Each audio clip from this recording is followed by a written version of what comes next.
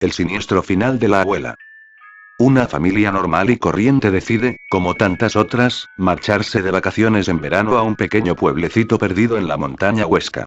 Para no dejarla sola todo el mes, la familia se lleva a la abuela con ellos, que además desde que se quedó viuda está muy triste y a ver si con los nietos se anima un poco. Todo transcurre sin problemas durante la mayor parte de la estancia, los niños disfrutando del aire libre, los padres de la tranquilidad y la abuelita de sus paseos a la puesta del sol. Pero un mal día, a pocas fechas de la vuelta, la abuela no se levantó de la cama porque la pobre había pasado a mejor vida. Como enviar un coche funerario a recoger el cadáver a un pueblo perdido de la mano de Dios les iba a salir por un ojo de la cara, decidieron buscarse la vida para trasladar a la abuela de vuelta a la ciudad hasta su última morada. Por supuesto, los niños no debían enterarse de nada hasta que no fuera el momento, así que en un principio pensaron en llevar a la pobre mujer en el asiento de detrás y decirles a los hijos que estaba durmiendo. Pero luego pensaron que al enterarse de la noticia, el hecho de haber viajado junto a su abuela fallecida podría provocarles un terrible trauma, así que ni cortos ni perezosos decidieron envolverla en unas mantas, subirla a la vaca del coche y llevarla atada con unas cuerdas todo el viaje.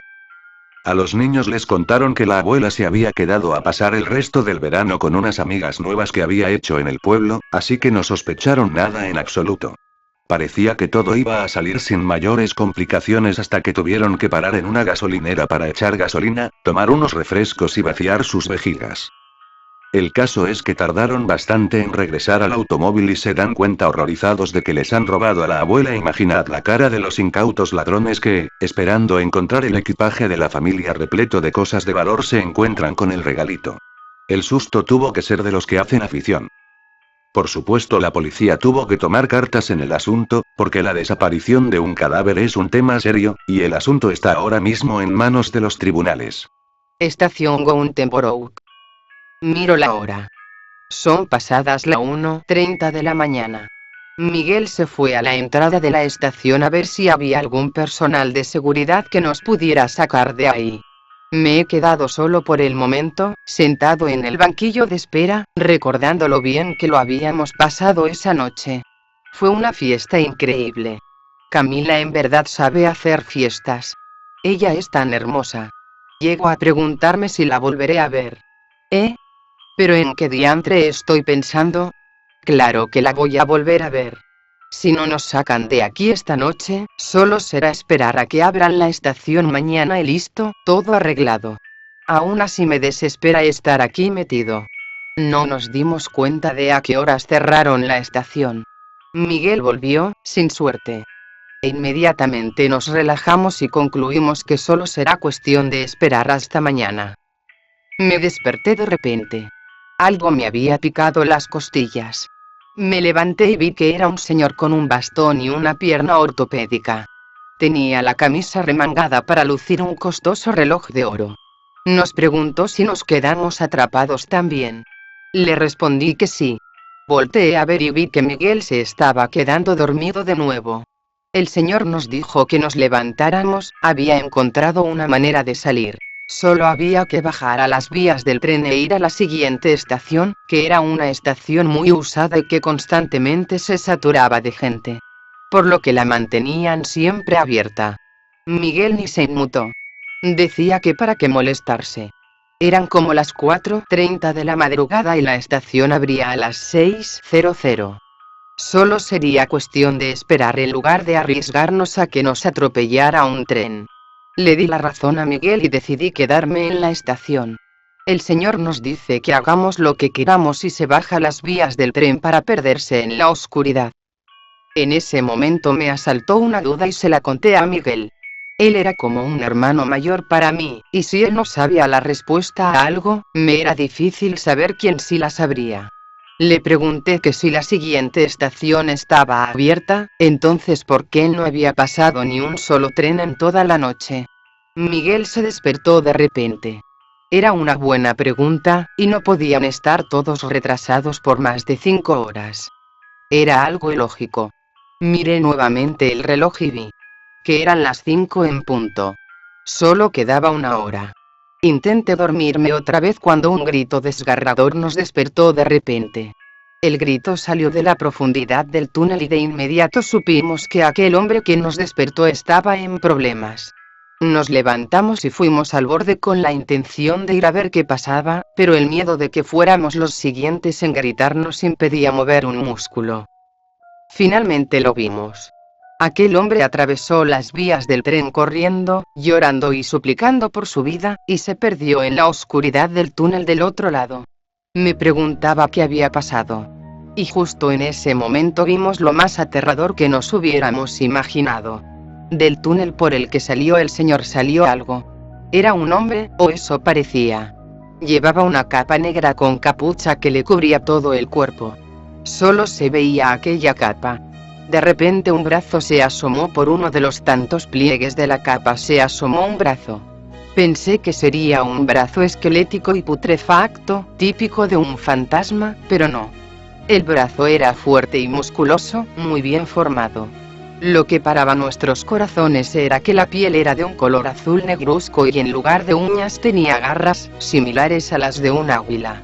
Finalmente nos dimos cuenta de su intención, estaba señalando hacia el túnel por el cual se fue el señor de la pierna ortopédica.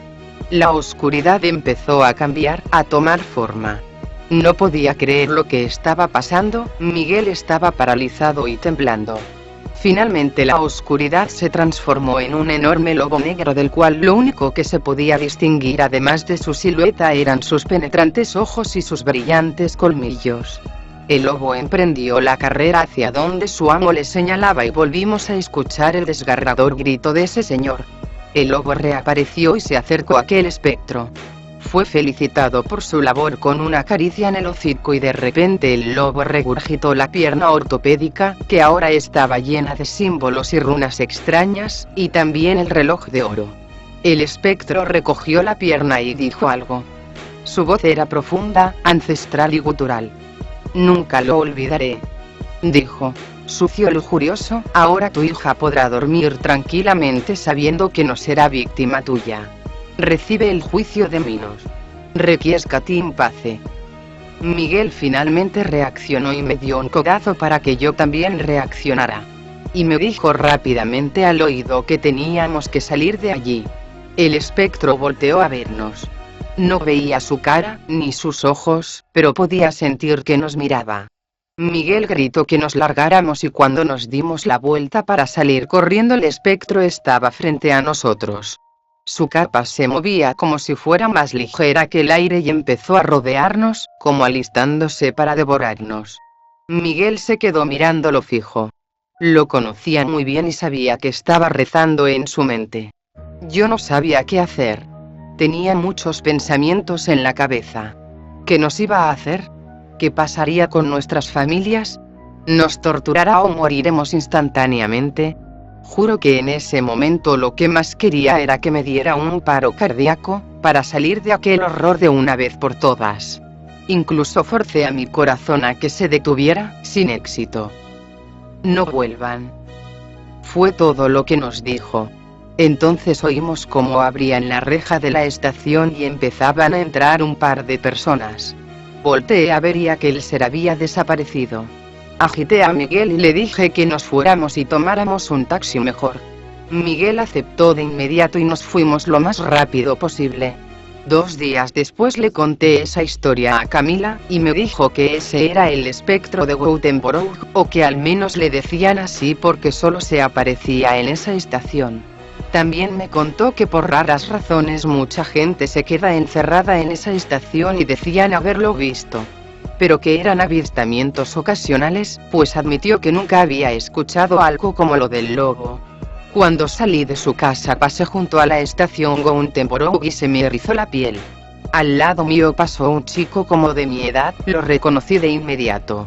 Solía asaltar gente cerca de la universidad. Me detuve de repente al ver que empezó a descender por la escalera hacia la estación. No me atrevía a decirle lo del espectro. Él ni me conocía, creería que soy un lunático. En cuanto entró a la estación las rejas se cerraron. Un celador pasó frente a mí y colocó un candado en la reja. Estaba a punto de decirle que iba a dejar a ese chico encerrado cuando se dio la vuelta y me saludó quitándose el sombrero de guardia. En ese justo instante reconocí el reloj de oro, ahora puesto en la muñeca de aquel celador. Le respondí el saludo levantando ligeramente la mano. Él pasó junto a mí y cuando volteé a ver había desaparecido. Supe de inmediato lo que estaba pasando y corrí tan rápido como pude. Nadie volvió a asaltar gente cerca a la universidad.